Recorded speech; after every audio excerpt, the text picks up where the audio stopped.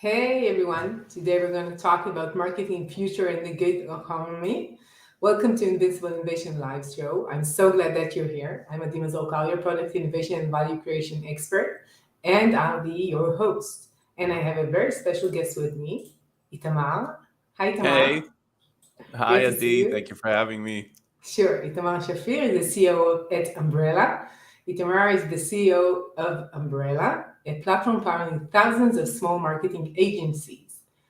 And we're live on LinkedIn, YouTube, and Facebook. And you're so invited to join the discussion and ask questions. And now we can start. So we're talking about marketing, and it's such a huge thing, and it's growing all the time. It seems like marketing is something that is always like you need to be up to date. But tell us, what is the main challenges that people face when they do marketing today? So, wow, that's a very encompassing question, right? Because you Right. have so many types of businesses: B2B, B2C, e-commerce, offline, small business, large businesses. I think most businesses have realized that digital marketing is kind of the triumph in marketing in the past few years, and COVID really gave it a large boost. Uh, the agencies we power are mainly small agencies. They work with small businesses, and small businesses, I think, were even less prepared to be totally digital. And the main challenges, I think, in marketing, if I have to state across the board, I think are fundamentals. I think many times businesses don't pinpoint the niche they're going after, the customers they need to target, what's the right target approach, and how to build a brand that is trusted by them. Like those are kind of fundamentals, marketing 101, Yeah. but you can find the same mistakes if it's a small business somewhere and it's a large business trying to build a new revenue stream, same issues. I think that it seems that this domain is you have so many channels and you have so many options just to place your money in, and you don't really know what is good for you. You could spend money from now on and not finish all the channels, but how do you know what is really right for your business, for your customers, for what your potential customers? It's really hard to handle as I see it. 100%. I think it all begins with once you understand who you want to target, then you can build a funnel. A lot of small businesses don't have. When I say small businesses could reach 100, 200 people, they don't have the understanding of what a funnel is. Meaning, okay, let's do advertising. Let's go do Google Ads. Okay, you'll send the clicks where your site that does not convert anything, and then what? It's a lead, and who's going to call them? Do you have a sales force? If you don't have a sales force, who's going to pick up the phone? So they don't really think it through, and if somebody just explained that to them, it would make a lot of sense. Like they'll get it immediately. Say, oh yeah, obviously, I'm on the field. I'm in the field. I can't answer the phone. I need to get a sales rep or change the way I'm trying to secure businesses. Yeah. And I think that most people, especially small businesses, they really enjoy doing what they're doing. And they don't want to be a full time marketing person. And sometimes this is what is needed from them, maybe in some of the stages of the life cycle of their business, in order to really be successful. 100%. I think they don't have the know-how, and even if they did, they really don't have the time.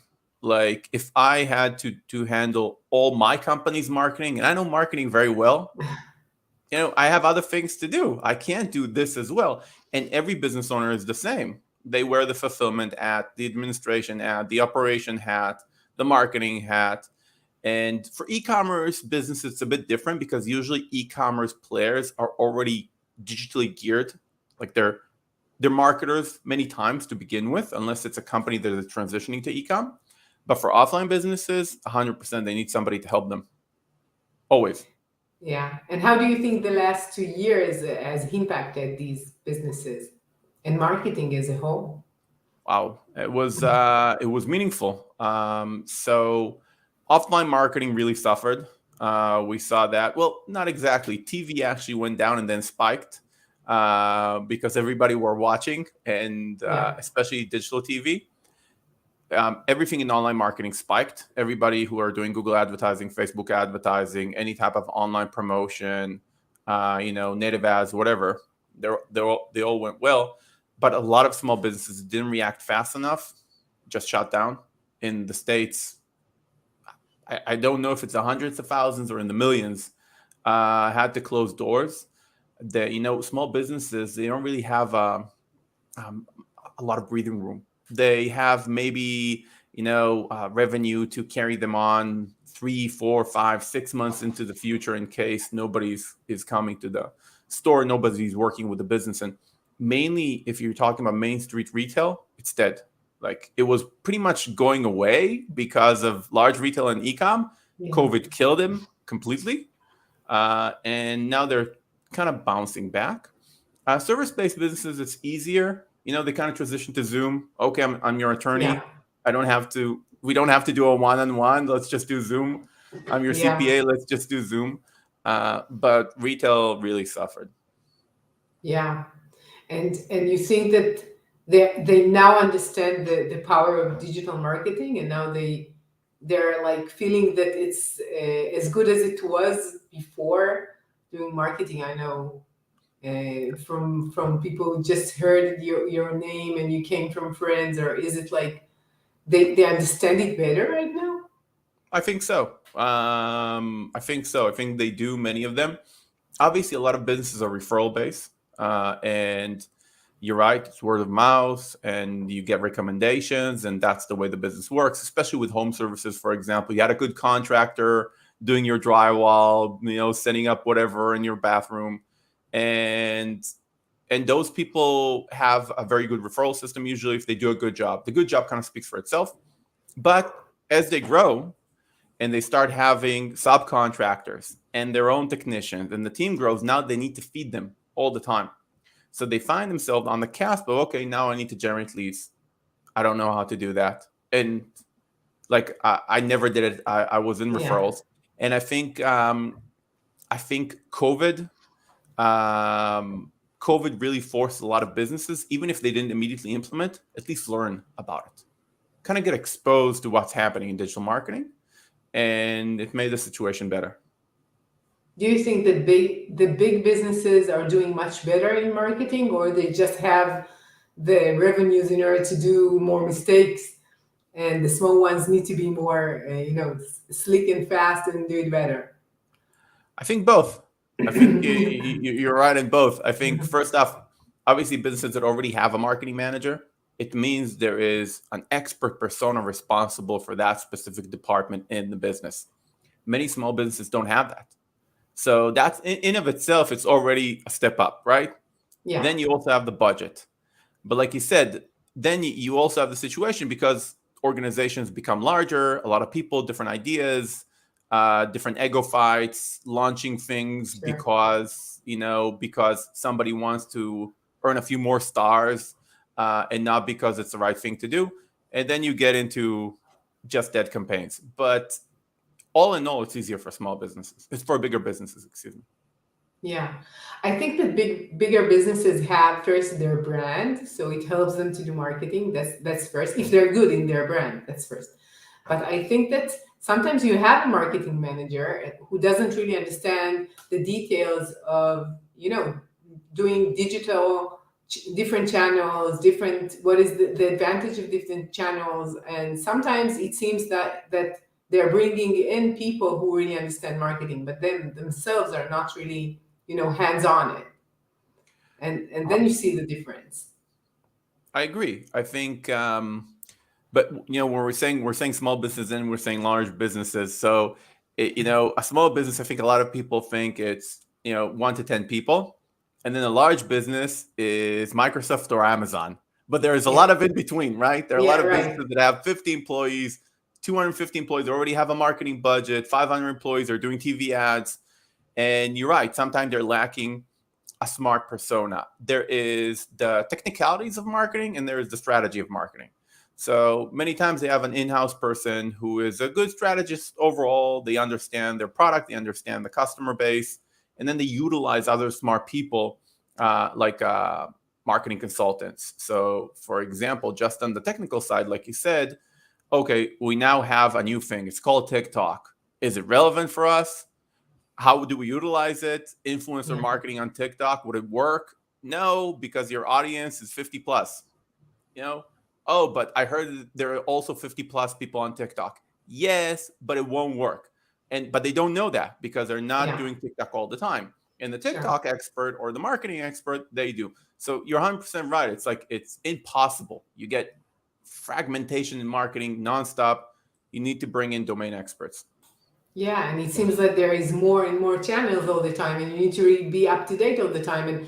And when I think about it, like if you're a business, let's say it's not that small. You don't have 10 people, you have like 200 people, and you really need to understand what marketing means. And more than that, you need to be successful at it. And the technical part in digital marketing is doing all the difference, right? If you don't have a very good technical person doing all the campaign and sub campaigns, really utilizing the budget well, in many cases you just waste your money. And I think this is what most people think about marketing, that if it's not really done right, it's like it's wasting money, more or less. 100%. You have there are a lot of functions here, right? So you were just mentioning a good implementer, somebody who's actually spreading different ads, doing the A/B testing together with the copy and the creative that come up with the idea, or the agency, and they see what works better. They double down on that, invest, kind of grow, and then it never ends, right? 3 months into it, Yeah, the ad is already in attrition. You need a new ad, you need new yeah, creative. It never ends. So it's technical. I think it's very much creative and it's very much domain knowledge. And I would say a lot of companies also are not doing the right kind of measurements. I don't think many companies know how to define good KPIs. And even when they do, especially when you have a CMO, the CMO wants to have success. It's kind of yes, a problem inside an organization. The CMO is responsible to bringing in the new clients, but they're also building up their own in-house reputation. So they sure. don't want to launch a campaign and then say it was a mistake. So there's always that situation. Yeah, And it's much easier when there is measurements, okay? Because then they can stop at the beginning. They don't have to lose a lot of money and then feel ashamed and not changing the campaign. It could be very early on. And one of those measurements is, would they, for example, examine ROAS, return on ad spend? Would they examine ROI? And how would they? Would a salesperson go into an ROI of a CMO? Not no. really in In marketing, it's most in the cases, sales no. department, It's in right? the sales. Yeah, But if the marketing is eating into 85% of the sales, of what the sales can extract from a customer, then maybe we should look at it. Or yeah, let's say the sales commissions are 40% and going down, or 25% and going down. What's the ticket price, right? Maybe we need 3 back-end products to upsell to even be ROI positive. Sales and marketing have to work together. yeah. And for me, as a digital marketer, I always say, okay, the CMO needs to take charge, Oh, not the head of both, sales. They need to both. work together, but Yeah, somebody needs to come and say, marketers usually look holistically, right? They have a kind of a 360-degree view at things because that's marketing. It's right. branding, and it's also being, the ability to generate actual clicks or leads or sales. Salespeople or head of sales have a less of a holistic view. They have a very direct view. Okay, I need to make sure that my reps have qualified leads to talk to. Who's responsible for the qualified leads? Marketing. Okay, I'm not Marketing. responsible for that. I'm getting qualified leads. Now I need to make sure from this point on, I nail it. Right? I close. Yeah, A marketer even looks into sales and asks them, are the leads good? Is this working? So they're already taking charge over sales to a degree. I'm not talking politically, okay? yeah, Everybody yeah, has their own place. yeah, I'm talking, if you want to succeed as a CMO and you want the organization to kind of rise quickly, then obviously having your own measurement, but also kind of working very closely with sales and testing their own measurements all the time, and even getting into their business with the head of sales, so to not step on anybody's yeah. toes, because otherwise you could be running a losing campaign. Sure. Sales is another part of your funnel. Yeah, of course. I think that in some cases you see companies going into having like a revenue department. It's like marketing and sales working together. But in most cases, they are like two rivals. And one say, we brought you great leads and now you're not selling. And the other one say, the leads are not good enough. This is why we cannot sell, right? Right. And and it's hard time like But it solving happens it. even in best revenue ops. It still happens. So okay, so you have right, you have revenue operations. They're kind of responsible to making those two departments work. But there is only one person who strategizes the entire campaign. It's the Right. CMO. Yeah. It starts like if he's not targeting the right people, that's it. The entire funnel is done. Like Yeah. it doesn't matter how good the salespeople are. Yeah, It's you're gonna right. be either a lukewarm, ROI or not, or a good one. So, but it could be that's because I'm coming from marketing. I'm saying that, Yeah, but I yeah. really I feel I bring.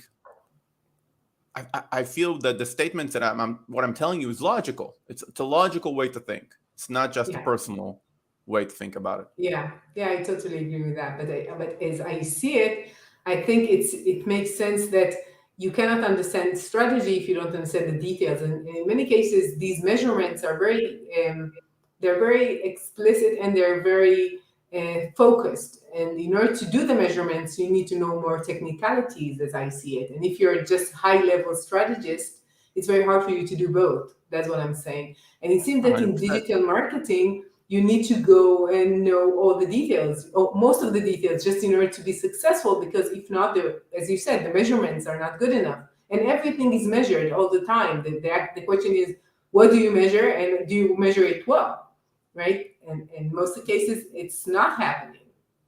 It's not happening also because of some weird measurement effect where people think it's deterministic.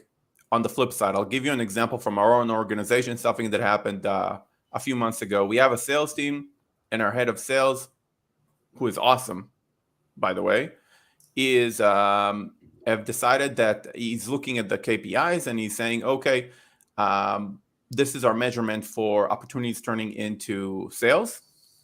If we just increase the amount of opportunities, we'll have more sales. Logical. Makes sense. But it really depends how you transition a lead into an opportunity. We had a process that cooks a lead into an opportunity in a specific way. If you sidewind that process from a marketing perspective and kind of fast track it, the lead is not cooked when they come in and when they become an opportunity. So the ratio Yeah, changes. It will no sure. longer be 1 in 5. It will be 1 in 10 or 1 in 7. So for a marketer, that's obvious, right? If I change something in the narrative, the end result is going to be different. Yeah, For a salesperson, sometimes, no, the stats show that 1 out of 5 opportunities turn into a sale. That's it. That's my ecosystem. I don't decide the narrative. yeah, I'll because never they're start. not into the content, and creative is not in their side. It's like a responsibility of marketing in many cases. Yeah, they don't. They're not in charge of the overall narrative of the brand or the campaign.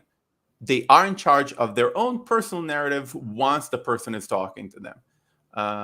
So you're 100% right. You have to have all the measurements in place, the right KPIs.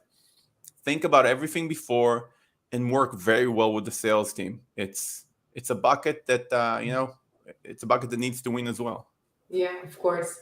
What do you see like the future of what we're talking about? I think that what we have right now is very sophisticated, different channels and systems and platforms you could use. Do you think like in the future it will be more of these, more platforms or not? How far into the future? Like 3 years, I think it's like enough. More than that, it's like it's too much, I think. So 3 years, I think we will have the onset of another platform. I think we will.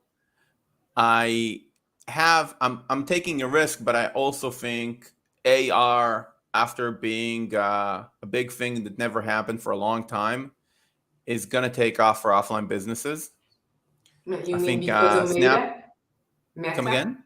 Because of Meta, the Facebook Meta thing? No, actually, Meta is not is more putting more emphasis on VR than AR. Snapchat that is leading the race there. But you have also, I'm supporting a startup in this domain called Stops, and you have a lot of startups in this ecosystem working on how to layer interesting data and also marketing data on top of reality. I think that's going to be a real thing. And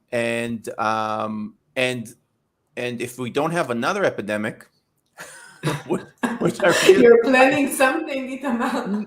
no, but That's enough. it's kind of you always get troubles in threes. It's not, it never ends. It And depends how you count them.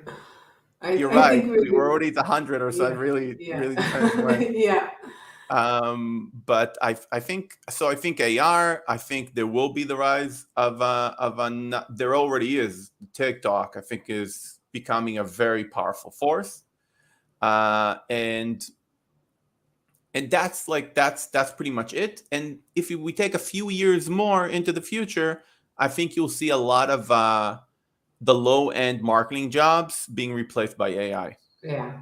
Yeah, it makes sense. I think that you already have that in it, maybe it's not that big, but you see the easiest things like what you do in A/B testing could be done with calculations. What you do with enhancing your campaigns could be done with calculations of AI and models and all of that. And all the data retrieval, the hard work of doing the raw data collection could be done that way. But strategy is something that is not there yet. So the big picture is not there yet, but there could be a platform that would gather all the data from all the channels and decide there. Right. The big picture is not there. I don't think it can be there anytime soon on the strategy side, because just for an AI to even understand, try to understand the intricacies of a conversation about customers, we're not there. But sub-creative, so for example, we already have very good AI copy systems, like excellent. Right. You pour, a paragraph, they give you a full article that is written very well. Like 2 years ago, and now it's amazing. 2 years ago it wasn't well, now it's amazing.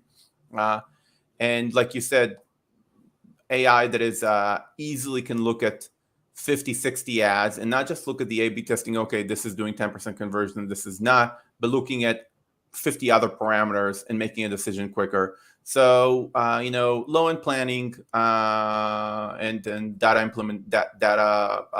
data retrieval, data set analysis, those jobs are, I think, going to be more and more in risk as we see AI rising. Yeah, although marketing analyst is something that we would need more because we have much more complex data collected, and somebody needs to analyze it and understand what are the implications for the strategy. So it's not enough just to show the data and all the insights you get from it. Somebody needs to decide what is the decision point here and what do we do with it. But here we're getting into semantics. What is a marketing analyst?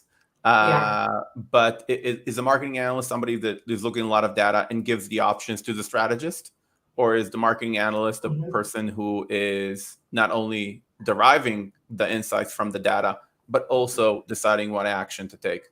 And if it's the person that needs to decide what action to take, then I agree with you. You also need a liaison between data and insights. Machines don't do it too well right now.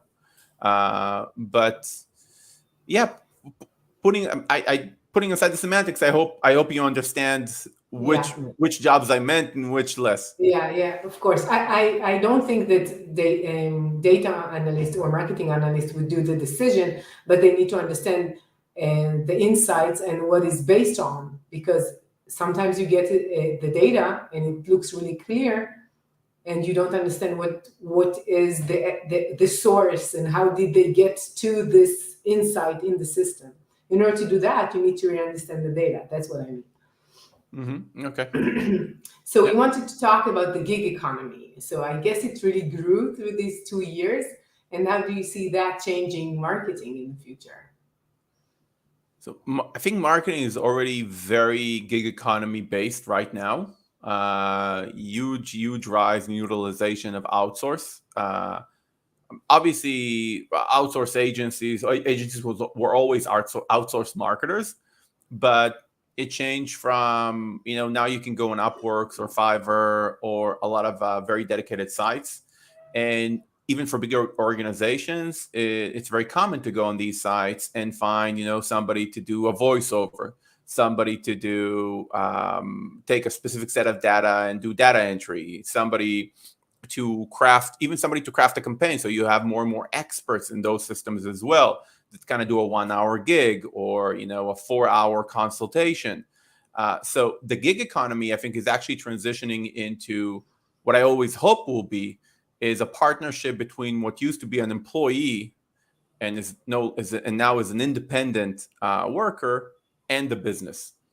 There is no longer,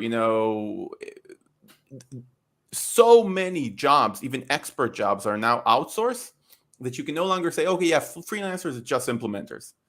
They when I need a site or when I need a banner, I'll go to a freelancer. Okay, maybe a few years ago. But now, no. If I need somebody, for example, I needed somebody to give me a crash course on native ads to decide if we want to go after it. I search for people on Upworks, and they cost a lot. They don't cost like, $5 in faraway land. That's you also have those jobs, but you also have like people that are extremely good, have like super talented, have years of experience, and you can just hire a few hours of their time, and it can completely give you a different perspective. Obviously, afterwards you can also hire them as implementers or take charge of the strategy, but you don't have to. And I think that made a huge change in how fast, especially small businesses, have access to excellent talent for a budget. Yeah. And I think that one more thing that I think, in general, before we called it even the gig economy, in the economy in the US went from employees to part-time to someone who's from the outside. More and more people are working on their own. They call like self-independent workers, whatever. And now we have more and more of them. Sometimes it's connected to the fact they have like two jobs. They're doing both, but in many cases it's because they want the freedom to do different things and not being an employee of one specific employer or company. And I think that marketing, it makes sense to be one of these like options to be to work on your own, because you need to be so much like up to date and know everything. So you get the experience from different types of projects and different types of customers. While if you're working in the same place all the time, in the same company with the same team, maybe the same boss, you're not really growing as much as you could be when you're doing it all alone. 100%. You obviously get exposed to many more businesses, many more opportunities. I think, though, like you said before, a lot of people are making this transition from employee to independence because of something. Either they got pushed to it. So we get on our platform people who got fired and had to find their own way. And then you also have a lot of people that want a better lifestyle. That was it. Before COVID, by the way, I want to remind everybody had to go to the office. It was a 9 to 5, or in high tech, 9 to 7. Sometimes if you're a higher up, maybe more. And actually, COVID changed that, kind of turned everybody to freelancers. But people didn't want that. They wanted more flexibility to eat lunch with their kids. They felt that their skill set is not respected their place of work, and they can actually make more money by themselves. They felt that they want to do more than one thing. Like you said, it's getting boring. I feel stuck. I can't do this anymore. 15 years, the same company, and so on and so forth. So it's all about freedom at the end of the day, being independent. It's all about freedom to bet on yourself, freedom to decide for your time, freedom to decide on your clients. And that's what's pushing a lot of people into independence. By the way, an interesting stat from the Direct Sales Association. Direct sales are basically MLM, but they have an association in the United States. It's more than $200 billion industry. and they have an association that is looking at stats. And obviously, a lot of these people are independent. They have decided to become their own businesses. Independents stay independent at least 10 years, while career people change jobs every 3 years. Yeah. So it's something to think about. Yeah. Um, I have a like a guess why it is. And I think that's what you call like an independent business is actually tens of businesses or tens of projects, even more. It depends on what you're doing. You're always changing. So what we call right, a career change is something that you're doing, like if you want it or not, as a business owner. And what we're talking about marketing, if you don't change, you would not have a business. Like you if you're doing PPC as you did it like 2 3 years ago, you won't have business. You wouldn't be right, successful. So you right. need to be up to date all the time. So I think it demands so much change from you. So this like 10 years is actually always changing. You're always doing ups and downs and too much work, not enough work, whatever that you're doing. It's very yeah. It's much more interesting for sure. Challenging, It, interesting. it's more interesting. It's more challenging, like you say, which is also interesting as long as you're not drowning, which sometimes happens. And I think in addition to that, in addition to that, you need to look at the stats and say, okay, why don't we see a relapse into employment? Why 10 years is a long span. You would Yeah, think, it is. okay, a lot of small businesses fail. True stat. Like I'm not going to get into restaurants, versus attorneys that want to go, and open their own firm. But many small businesses, marketers, consultants try to make it. It's hard for them to find clients. They didn't really have their own marketing strategy Yeah, in their right, mind before they got started. right. And they fail. How come they don't go back to employment? They rather try again for a long period of time than go back, according to the stats at least. I think Yeah, that's something, an additional thing to take notice of, because it means that even though they failed, they appreciate this more than going back to where they were. Um, yeah. it's a challenge, but it's something that every challenge comes with a potential for growth. Yeah, that's I told you I agree with that, and sometimes the fact that you're too comfortable with it sometimes people strive to be comfortable, right? This is what they want, and this is what I think that most people would tell you that once they have, and it doesn't matter this title, this amount of money, this car, whatever, then they'll have the opportunity to rest, to be stable, to be Right. sure, to be safe, whatever.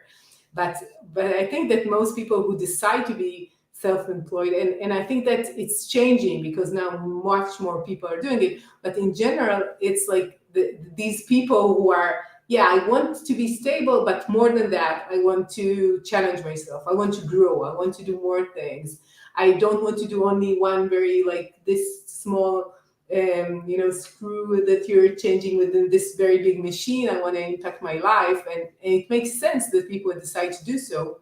And the question is, who are these people who decide to do so? Maybe it's changing, but in the past they were a bit different, and people decide to look for the next employee-based position, I guess. So you're 100% right. It's changing. And I think it's also a generational thing, right? I'm 42, almost 41. Uh, my parents, uh, my parents worked in the same, well, my dad was a lawyer, still is still alive, but he's retired, was a lawyer whole life. When he was 6, his friends used to call him judge because he wanted to be a lawyer. And when I started my agency after the military, and I had it for 6 or 7 years before I decided to leave towards high tech. It was very product oriented. My dad was amazed, like he wouldn't have it. He was angry at me. He said, "What are you doing? You've been Mhm. working on this for you already have you have people who know you. You're working with good company." So, Dad, I can't do it anymore. I didn't want to do it for the past 3 years. Now it's like the cast. I'm Yeah. gone. And I don't think we had a more intense argument about as an adult, not as a kid. I'm already as Sure. an adult. Yeah, it's my life. It's my company. It's my job. Yeah. But no, he was very immersed in this decision, and eventually I made the change I had to do, and he kind of had to accept it. But it's a different generation, and born in the 80s, for Yeah. me, okay, maybe I don't have to have a 30 or 50-year career at the same occupation at Yeah. the same company. And for my kids, being raised by somebody like me, it's not even a career, a Yeah. job. Like, Right. I don't see where this is going. Or maybe they'll just Yeah. fight me and take like a job for 50 years now. I don't know. But Yeah. it's a Yeah. generational thing. Yeah, I totally And agree. it's, yeah, that's why, partially that's why it's changing. Yeah. First, I have to tell you that my father is just the same. For all the listeners and viewers, like we're both in Israel, so it's like maybe and no more than a tradition. It's like the way that the culture is working. But he was very like frustrated and worried what would be with me when I decided to go like work with myself. And I think that what we're saying about the kids, I have a very fun story that. The grandmother of my kids, the mother of my husband, she had a talk with my one of my kids, and she told him, you're not good in math. What would be with you? What you'll do? And he's really creative, and he's like has these great ideas, and he's very artistic and everything. And she told him, like where would you work? And he told her, I'm gonna own my own business. I don't want to work for anyone. I was so proud of him. And I think this is how people think today. And the younger generations are just they know that they have these talents and they can utilize them in order to be happy and content and do what they're good at and what they love to do and earn money. So Right. they know they have these capabilities. And one more thing that we didn't mention is the fact that if you want to learn marketing, it's really easy today. You just need to find maybe the right YouTube channel or the right podcast or the right person, and it's really easy to learn what's needed to be learned. And you have the way to reach more, like get experience and everything. In the past, it was so much harder to get, to start something new. Yeah, It's like, yeah. yeah, I I know how to do that. I always say that when I started the agency, I learned at the speed of failure.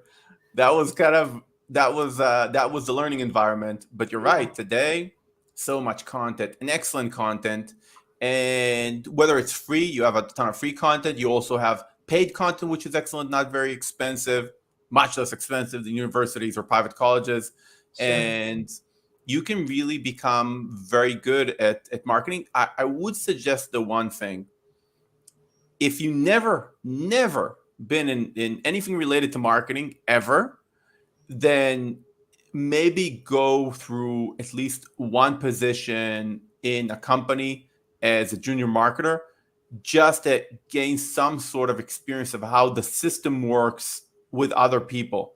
It's kind of a tip, because we in Umbrella, we have people transitioning from every niche. Now, usually we ask them, salespeople ask them, do you have background in marketing? Do you have background in sales? Also, we ask them because they're independent now and they need to make sales. Of course. And some people less, some people more. People who don't have a lot of marketing background, we started with simple programs, kind of verticalized programs. Don't have to know everything about marketing. Let's focus on SEO and PPC for a while. But some people don't have any knowledge. Like, where do you come? I'm from the real estate industry. What have you done? I'm a real estate broker. What have you done in marketing? I promoted my own properties. That's great. That's not marketing. That's Yeah, that's what you did. You just sent pictures on social of your properties. It's not you don't even understand the concept of branding. yeah, So just get some knowledge online, and if you can, get some experience by working with somebody who's already doing it, even as an outsource. So you can see how a team works together, what is creative, what is planner. Even if at the end of the day you'll be creative, planning, copy, everything in one box, just understand that there are different experts for different things that you can utilize. So yeah, that's like, yeah. It makes if sense. Yeah, Yeah, I it's think so. like I think that what you could get from working with other teams is more than the knowledge, which is very important. It's just to understand the domain as a whole, just to understand who is working with who, what is usually done, what's the best practices, the know-hows of what it is marketing, what is the meaning of that, and I think that once we have this experience with maybe good team and successful and knowledgeable team, you have a better start of what you're doing afterwards. But maybe we're very biased to people working self-employed. I think that most people in the world want to be an employee right now. Maybe it's changing to the younger generation and Gen Z and all that, but most people would say, okay, I'm going to work somewhere. It doesn't matter if in the office or not, but I'm not worried about the whole thing. Like, how do I get more work? I don't care if they don't get work. I do get work. It's enough. That's what I'm doing. And it's hard to. I think that most people are. It's easier for them to be this way. And I totally understand. It's not that I'm criticizing that. It's easier to do it, right? It, So it, we're it, not criticizing anyone on that. Not at all. It's easier, and also I think we look at umbrella two types of entrepreneur of independents, of freelancers. You have a communicator. A communicator grows up to be a business owner. That's a person who knows how to communicate value and communicate with clients. And then you have a worker, not in a bad or good way. You have a person that might be very good at what they do. They have a skill set. They're great designers. They're great website builders. Zero experience communicating, and not only zero experience because they're introverts, they're concerned about it, which makes Yeah, their ability to converse with other people even more difficult, which it shouldn't, because introverts are the best consultants. They're an analytic type. You right, don't have to be a salesperson to be a marketing right. consultant. You just have to be good at understanding what's going on and coming up with a better plan. Uh, Yeah, so you have those two types. And the workers find places like Upwork and Fiverr when somebody's doing the talking for them, which is the platform, right? The platform is getting them clients. They just need to fulfill and do a good job, and then more people would find them. And then the right. communicators are looking for firepower to go to market. Give me products. Give me something to sell. Give me, get me to market. They're more salespeople oriented, and they need productized solutions to take to market. So you have those two, and they're both excellent. Like, they just do different Yeah, things. yeah, I totally agree. So we're almost done. I have like lots of more questions. Maybe we should do like another episode. But I would ask you the question that I totally ask like most people. What is your number one tip for leaders or marketing leaders today? Wow. Uh, niche down. Always niche down. That's my tip. Yeah. Okay. So where could people hear more about you and Umbrella and contact you? So Umbrella, you can go to umbrellaus.com. That's the main company website. You can also find my new book on Amazon. It's called Building the Ultimate Marketing Agency. It's available also on Kindle. And if you're looking for me, catch me on LinkedIn. It's Itamar Shafir. That's actually also the link. Like, it's LinkedIn/Itamar Shafir, and you'll have me and you can connect with me. Sure. It's been a pleasure talking to you, Tamar, and lots of fun. I really enjoyed it and I learned from it. So thank you for your time. Thank you. It's my pleasure. Sure. And to all of you change makers out there, thank you for joining us. And if you want to learn more what I do, go to invincibleinnovation.com, and I'll see you next week with another innovative, insightful talk. See ya.